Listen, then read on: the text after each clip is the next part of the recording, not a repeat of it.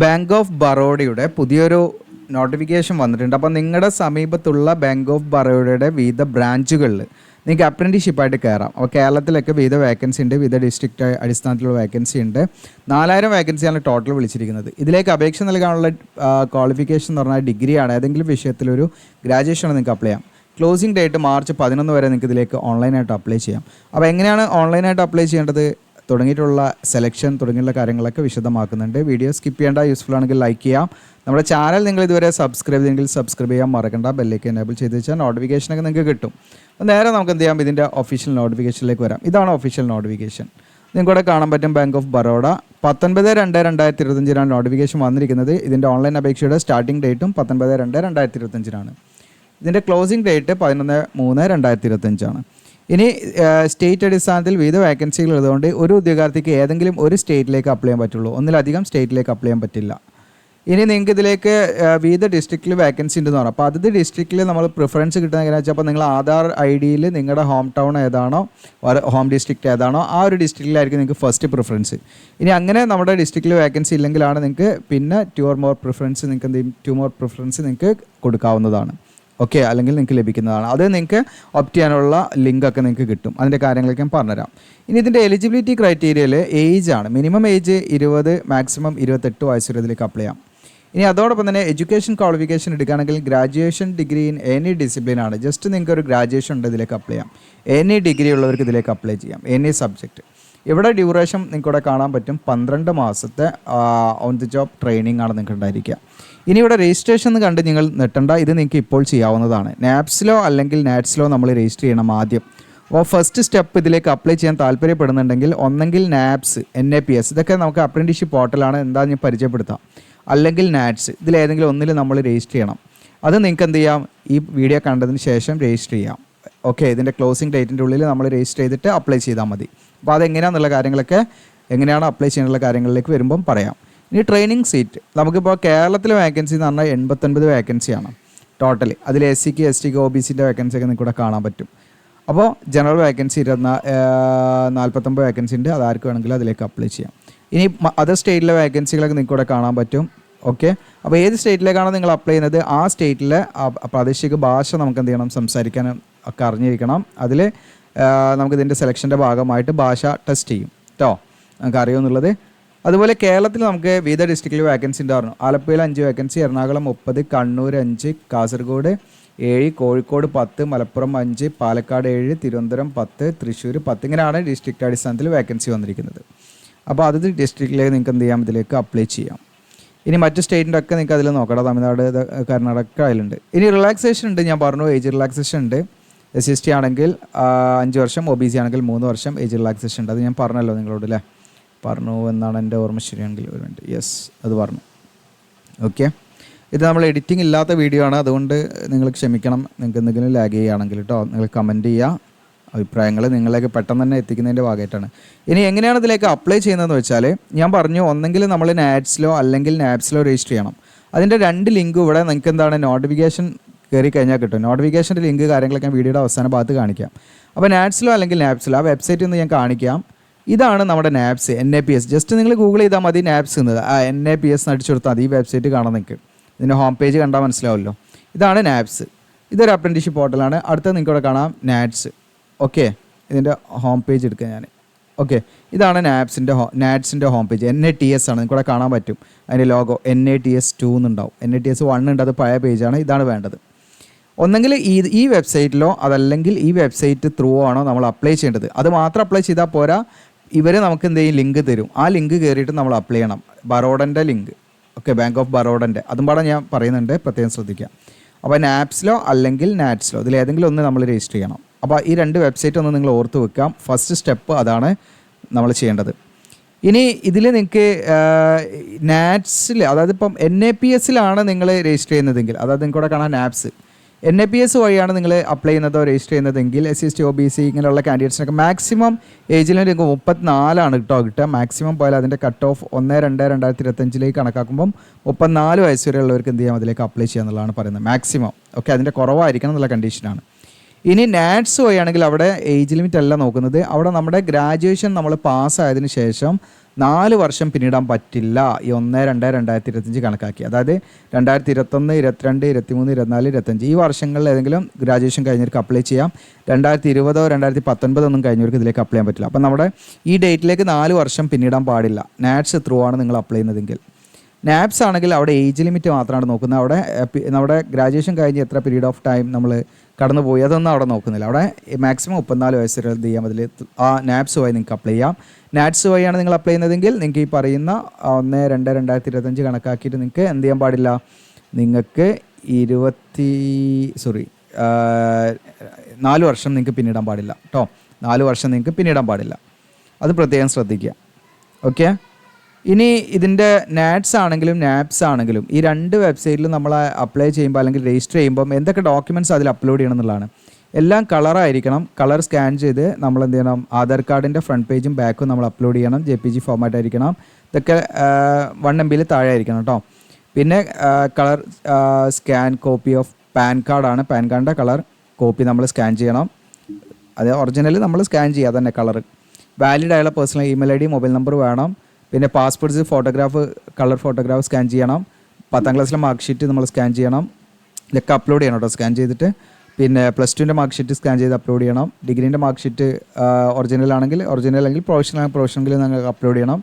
ഇനി അതുപോലെ നമ്മുടെ നിങ്ങളുടെ പേരിലുള്ള സേവിങ് ബാങ്ക് പാസ്ബുക്ക്, ഇത് നമുക്ക് സ്റ്റൈപ്പൻഡ് കിട്ടുന്നതിന് വേണ്ടിയിട്ടാണ്. അപ്പോൾ അത് ബാങ്കിൻ്റെ പാസ്ബുക്കിൻ്റെ ഫ്രണ്ട് പേജ് സ്കാൻ ചെയ്ത് അപ്ലോഡ് ചെയ്യണം. ഈ ബാങ്ക് പാസ്ബുക്ക് ഇല്ലെങ്കിൽ നിങ്ങൾക്ക് ചെക്ക് ലീഫ് ആയാലും കുഴപ്പമില്ല, ഏതെങ്കിലും ഒന്ന് മതി. പിന്നെ സിഗ്നേച്ചർ. ഇത്രയും ഡോക്യുമെൻറ്റ്സ് നമ്മൾ ഈ പറയുന്ന നാറ്റ്സിലാണെങ്കിലും നാപ്സിലാണെങ്കിലും നമ്മൾ എന്ത് ചെയ്യണം, ഇതിലേക്ക് അപ്ലോഡ് ചെയ്യേണ്ട ഡോക്യുമെൻറ്റ്സ് ആണ്. ഇനി നമ്മൾ നാറ്റ്സിൽ നിങ്ങൾ രജിസ്റ്റർ ചെയ്ത് കഴിഞ്ഞാൽ നിങ്ങൾ എങ്ങനെയാണ് അപ്ലൈ ചെയ്യേണ്ടതെന്നുള്ളത് ഞാൻ കാണിച്ചു തരാം. അതുപോലെ നാപ്സിൽ വഴിയാണ് നിങ്ങൾ അപ്ലൈ ചെയ്യുന്നതെങ്കിൽ അതിലെങ്ങനെ നമ്മൾ ഈ പറയുന്ന ബറോഡൻ്റെ വേക്കൻസിയിലേക്ക് അപ്ലൈ ചെയ്യണം എന്നുള്ളതും കാണിക്കാം. അത് കഴിഞ്ഞിട്ട് ഇവിടെ വെരി ഇമ്പോർട്ടൻ്റ് ആയുള്ള കാര്യമാണ് കേട്ടോ. കാരണം നമ്മൾ നാറ്റ്സിലും നാപ്സ് ത്രൂ മാത്രം അപ്ലൈ ചെയ്താൽ പോരാ, നമുക്ക് ബാങ്ക് ഓഫ് ബറോഡ ഒരു ലിങ്ക് തരും, അതും നമ്മൾ അപ്ലൈ ചെയ്യണം. അതെങ്ങനെയാണ് കിട്ടുക എന്നുള്ള കാര്യങ്ങൾ വേണം ഞാൻ പറയാം. അപ്പോൾ ആദ്യം നിങ്ങൾക്ക് അതിൻ്റെ കണ്ടിന്യൂറ്റി പോകാതിരിക്കാൻ വേണ്ടിയിട്ട് ഞാൻ എന്ത് ചെയ്യാം, ആദ്യം നമ്മൾ നാപ്സ് ഇതിൻ്റെയൊക്കെ ലിങ്ക് ഞാൻ തരാം കേട്ടോ. ഓക്കെ. NITS ആണ്. NITSൽ നിങ്ങൾ വന്നു കഴിഞ്ഞാൽ നിങ്ങൾക്ക് ഇതവിടെ ജസ്റ്റ് എന്ത് ചെയ്യാം, ഓക്കെ, ഇവിടെ താഴെ നിങ്ങൾക്ക് ഇവിടെ കാണാം സ്റ്റുഡൻറ്റ്. ഇവിടെ വെബ്സൈറ്റിൻ്റെ ചെറിയ ഇതൊക്കെ മാറിയിട്ട് അതിൻ്റെ ഇൻ്റർഫേസ് ഇവിടെ താഴെയാണ് കേട്ടോ. സ്റ്റുഡൻറ്റ് എന്നുള്ളത് കാണാൻ നിങ്ങൾക്ക് ഇവിടെ സ്റ്റുഡൻസ് ഉള്ള ക്ലിക്ക് ചെയ്യാം. സ്റ്റുഡൻസ് എന്നുള്ള ക്ലിക്ക് ചെയ്താൽ നിങ്ങൾക്ക് ആ സ്റ്റുഡൻറ്റ് രജിസ്റ്റർ അതുപോലെ സ്റ്റുഡൻറ്റ് ലോഗിൻ എന്ന് കാണാം. നിങ്ങൾ ആദ്യമായിട്ട് വരുന്നെങ്കിൽ സ്റ്റുഡൻറ്റ് രജിസ്റ്റർ എന്ന് കൊടുക്കുക. ഓൾറെഡി ലോഗിൻ നിങ്ങൾ രജിസ്റ്റർ ചെയ്താൽ പിന്നെ നിങ്ങൾക്ക് ലോഗിൻ ചെയ്താൽ മതി. അപ്പോൾ അത് ഇത്രയും ഡീറ്റെയിൽസ് വേണം. ഇവിടെ യെസ് എന്ന് കൊടുത്തിട്ട് നിങ്ങൾ എന്ത് ചെയ്യുക, ഇതിൽ മെയിൽ IDയും മൊബൈൽ നമ്പറൊക്കെ കൊടുത്ത് അങ്ങനെ നിങ്ങൾ കണ്ടിന്യൂ ചെയ്യുക. ഓക്കെ. അപ്പോൾ ഞാനിതിലൊരു അക്കൗണ്ട് ക്രിയേറ്റ് ചെയ്ത് വെച്ചിട്ടുണ്ട്. അപ്പോൾ ഞാൻ എന്ത് ചെയ്യണം, ഇതിൽ ലോഗിൻ ചെയ്ത് കാണിക്കാം നിങ്ങൾക്ക്. ഓക്കെ.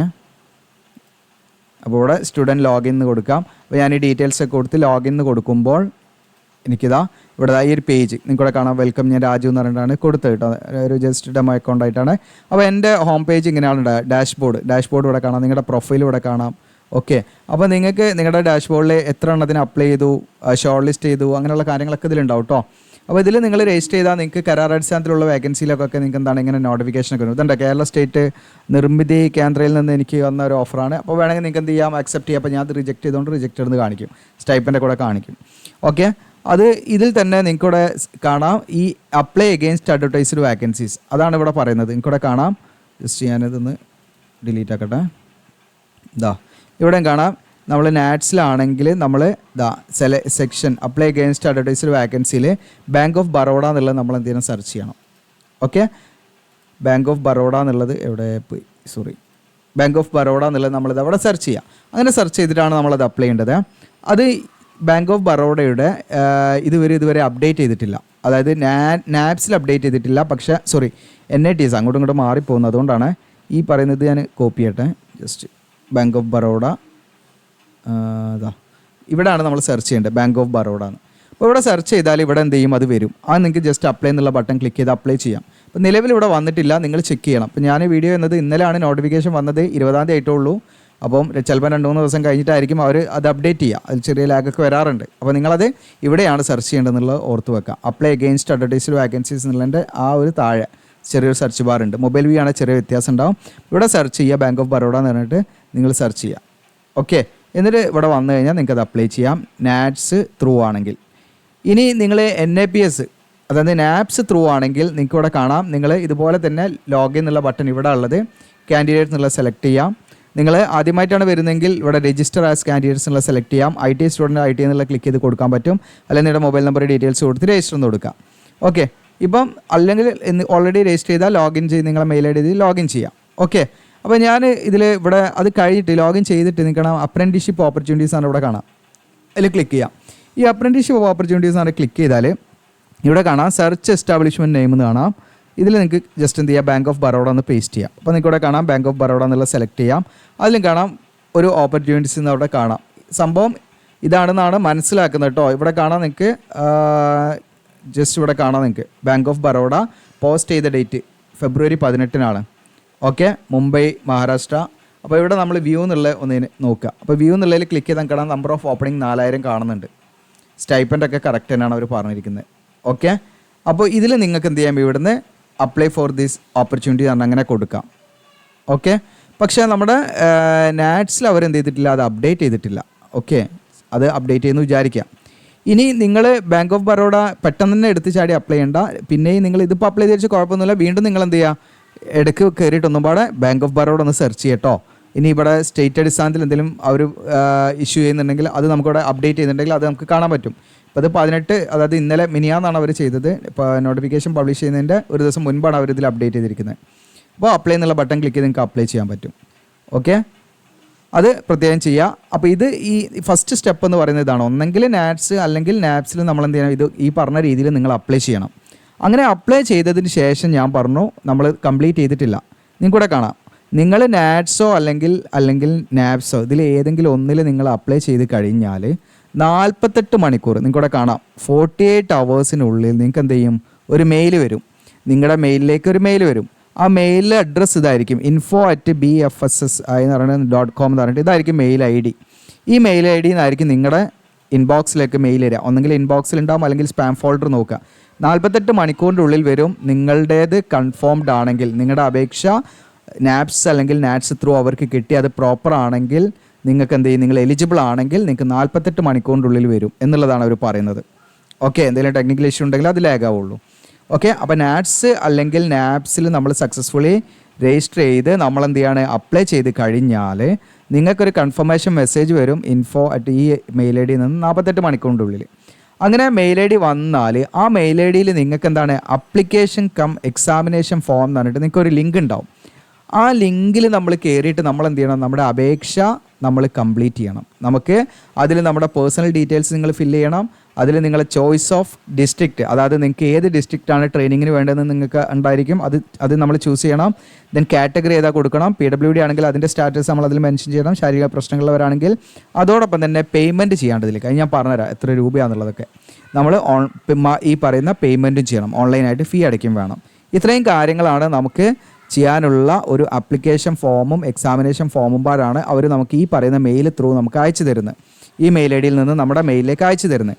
അതിൻ്റെ സമയമാണ് നാറ്റ്സിലോ അല്ലെങ്കിൽ നാപ്സിലോ നിങ്ങൾ അപ്ലൈ ചെയ്ത് കഴിഞ്ഞാൽ 48 മണിക്കൂറിൻ്റെ ഉള്ളിൽ നിങ്ങൾ അവർ കോൺടാക്ട് ചെയ്യും. അതായത് കോൺടാക്ട് ചെയ്താൽ നിങ്ങൾക്ക് മെയിൽ വരും. ഓക്കെ, അത് പ്രത്യേകം ശ്രദ്ധിക്കാം. ഇനി മറ്റൊരു കാര്യം, നിങ്ങളിപ്പം ഈ പറയുന്ന നാറ്റ്സിൽ രജിസ്റ്റർ ചെയ്താൽ നിങ്ങൾക്ക് ഒരു എൻറോൾമെൻറ്റ് ID കിട്ടും. അത് നിങ്ങൾ എവിടെയെങ്കിലും എഴുതി വെക്കണം. നാപ്സിൽ രജിസ്റ്റർ ചെയ്താൽ നിങ്ങൾക്കൊരു അപ്രൻറ്റീസ്ഷിപ്പിൻ്റെ രജിസ്ട്രേഷൻ കോഡ് പറഞ്ഞിട്ടാണ് കിട്ടുക. അത് നിങ്ങൾ എഴുതി വെക്കണം കേട്ടോ. അതൊക്കെ ആവശ്യമുണ്ട് പിന്നീട്. ഇനി രണ്ടാമത്തെ കണ്ടീഷൻ നിങ്ങൾ പ്രത്യേകം ശ്രദ്ധിക്കേണ്ടത് ഇവിടെ നിങ്ങൾക്ക് കാണാൻ പറ്റും. Okay, candidate who successfully make the examination fee payment would receive an email from, അടുത്ത ഒരു മെയിലും പാടെ നമുക്ക് എന്ത് ചെയ്യും, ഈ സെയിം മെയിൽ ID തന്നെ 48 മണിക്കൂറിൻ്റെ ഉള്ളിൽ കിട്ടും. അതായത് നിങ്ങൾ ഈ സ്റ്റെപ്പ് കംപ്ലീറ്റ് ചെയ്താൽ, ഇപ്പം ഞാൻ നേരത്തെ മുകളിൽ പറഞ്ഞ അപ്ലിക്കേഷൻ കം എക്സാമിനേഷൻ ഫോം എന്ന് പറഞ്ഞ് നമുക്ക് അയച്ചു തരുന്ന ആ ഫോം നിങ്ങൾ ഫില്ല് ചെയ്ത് 48 മണിക്കൂറിൻ്റെ ഉള്ളിൽ അടുത്ത ഒരു കൺഫർമേഷൻ മെയിലും പാടെ അവർ നമ്മളിലേക്ക് അയക്കും. ആ മെയിലും പാടെ വന്നാലാണ് നിങ്ങൾക്ക് ഉറപ്പിക്കാം എന്താണ് നിങ്ങളുടെ അപേക്ഷ അത് കംപ്ലീറ്റ് ചെയ്തു. അതിൽ നിങ്ങളുടെ ആപ്ലിക്കേഷൻ ഡൗൺലോഡ് ചെയ്ത് വെക്കുക. നിങ്ങൾ കംപ്ലീറ്റ് ചെയ്ത ആപ്ലിക്കേഷനും നിങ്ങൾ പേയ്മെൻറ്റ് ചെയ്തതിൻ്റെ റെസിപ്റ്റ് നിങ്ങൾക്ക് അതിലുണ്ടാവും. അത് നിങ്ങൾ പ്രിൻ്റ് എടുത്ത് കയ്യിൽ വെക്കുക. അങ്ങനെയും പാടെ നമുക്ക് ലഭിച്ചാൽ മാത്രമാണ് നമ്മുടെ അപേക്ഷ കംപ്ലീറ്റ് ആവുന്നത്. ഓക്കെ, അപ്പോൾ ഞാൻ പറഞ്ഞ കാര്യങ്ങൾ മനസ്സിലായിട്ടുണ്ടായിരിക്കുന്നു. ഇല്ലെങ്കിൽ നിങ്ങൾ വീണ്ടും ഒന്നും പാടെ എന്ത് ചെയ്യുക, ബാക്ക് അടിച്ചിട്ട് നിങ്ങൾ വീഡിയോ കാണാം. ഇനി സെലക്ഷൻ പ്രോസസ്സാണ്. ഇതിൻ്റെ ലിങ്കൊക്കെ ഞാൻ തരാം കേട്ടോ. സെലക്ഷൻ പ്രോസസ്സ് എന്നാൽ ഓൺലൈൻ എക്സാമിനേഷൻ ഉണ്ടാവും, document verification, test of local language of the state. Okay, അതായത് കേരളത്തിലേക്ക് നിങ്ങൾ അപ്ലൈ ആണെങ്കിൽ മലയാളം ഇതിൽ എത്രത്തോളം നിങ്ങൾ പ്രൊഫഷൻ്റ് ആണെന്ന് ടെസ്റ്റ് ഉണ്ടാവും. പിന്നെ ഓൺലൈൻ എക്സാമിനേഷനാണ് ഫസ്റ്റ്, പിന്നെ ഡോക്യുമെൻറ്റ് വെരിഫിക്കേഷൻ, ലാസ്റ്റാണ് ലോക്കൽ ലാംഗ്വേജ് ടെസ്റ്റ് ഉണ്ടാകുക. അപ്പോൾ ഓൺലൈൻ എക്സാമിനേഷൻ്റെ സ്കീം കൂടെ കൊടുത്തിട്ട് നിങ്ങൾക്ക് ചെക്ക് ചെയ്യാം. ഓക്കെ, ദെൻ അടുത്തത് ടെസ്റ്റ് ഓഫ് ലോക്കൽ ലാംഗ്വേജ്. ഇപ്പോൾ നമുക്ക് കാണാം കേരളത്തിൽ അപ്ലൈ ചെയ്യുകയാണെങ്കിൽ നിങ്ങൾക്കിവിടെ കാണാം മലയാളമാണ്. ഈ മലയാളത്തിൽ നിങ്ങൾ എത്രത്തോളം നിങ്ങൾക്ക് അറിയുന്നുള്ളതാണ്. ജസ്റ്റ് വായിക്കാനും എഴുതാനും അങ്ങനെയുള്ള കാര്യങ്ങളൊക്കെയാണ് മെയിനായിട്ട് നോക്കുക. തമിഴ്നാടാണെങ്കിൽ തമിഴ്, അങ്ങനെ ഓരോന്നിൻ്റെയും നിങ്ങൾക്ക് എന്താണ്, പോണ്ടിച്ചേരി ആണെങ്കിൽ തമിഴ് കേട്ടോ. അപ്പോൾ അത് പ്രത്യേകം ശ്രദ്ധിക്കാം.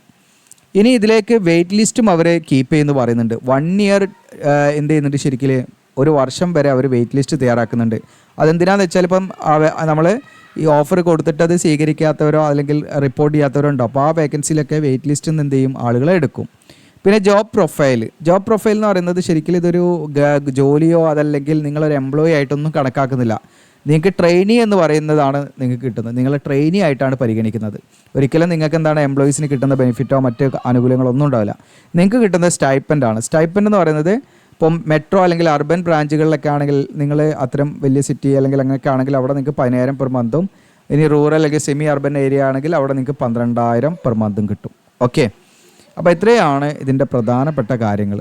ഇനി അപ്ലിക്കേഷൻ ഫീ ഉണ്ടെന്ന് പറഞ്ഞു, അത്യാവശ്യം നല്ലൊരു എമൗണ്ട് ഉണ്ട്. PWD കാൻഡിഡേറ്റ്സിന് തന്നെ 400+ GST ഉണ്ടായിരിക്കും. SC/ST കാൻഡിഡേറ്റ്സിന് ഫീമെയിൽ കാൻഡിഡേറ്റ്സിനും 600+ GST ഉണ്ടായിരിക്കും. General EWS other backward classes ആയുള്ള OBC ഒക്കെ ആണെങ്കിൽ അവർക്ക് 800+ GST ഉണ്ടായിരിക്കും. ഓക്കെ, അപ്പോൾ എത്രയാണ് ഇതിൻ്റെ പ്രധാനപ്പെട്ട കാര്യങ്ങൾ. ഇനി അടുത്തത് ഇതിലേക്ക് നിങ്ങൾക്ക് റിസർവേഷൻ കിട്ടണമെങ്കിൽ സെൻട്രൽ ഗവൺമെൻറ് പർപ്പസിന് വേണ്ടി തിരക്കി കാറ്റഗറി സർട്ടിഫിക്കറ്റ് ആണ്. അതിൻ്റെ ഫോർമാറ്റ് ഇതിൽ അവർ അറ്റാച്ച് ചെയ്തിട്ടുണ്ട്. ഓക്കെ, അപ്പോൾ എത്രയാണ്. ഇനി എങ്ങനെയാണ് ഇതിലേക്ക് നിങ്ങൾക്ക് ലിങ്കുകളൊക്കെ കിട്ടാൻ വേണ്ടി നമ്മുടെ വീഡിയോയുടെ ഡിസ്ക്രിപ്ഷനിൽ അപ്ലൈ എന്ന് പറഞ്ഞ ലിങ്ക് കൊടുത്തിട്ടുണ്ട്.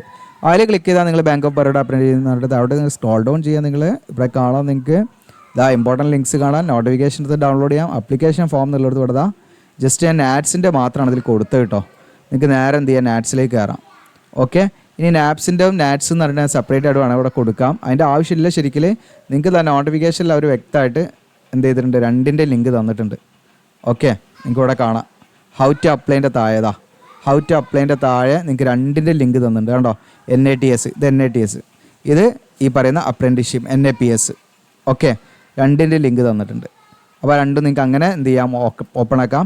വേണമെങ്കിൽ ഞാനിവിടെ എഡിറ്റ് ചെയ്തിട്ട് നാപ്സ് എന്നും നിങ്ങൾക്ക് തരാം. അപ്പോൾ നിങ്ങൾക്ക് നിങ്ങളുടെ ചോയ്സിനനുസരിച്ച് നിങ്ങൾക്ക് എന്ത് ചെയ്യാം, അതിലേക്ക് ഏതിലേക്കെങ്കിലും ഒന്ന് നിങ്ങൾ രജിസ്റ്റർ ചെയ്യാം. എന്നിട്ട് നിങ്ങൾ അപ്ലൈ ചെയ്യാൻ ശ്രമിക്കാം. ഓക്കെ, അപ്പോൾ ഇത്രയാണ്. ഏതെങ്കിലും ഒന്നിൽ ചെയ്താൽ മതി, 2ലും ചെയ്യേണ്ട ആവശ്യമില്ല. പ്രത്യേകം ശ്രദ്ധിക്കാം.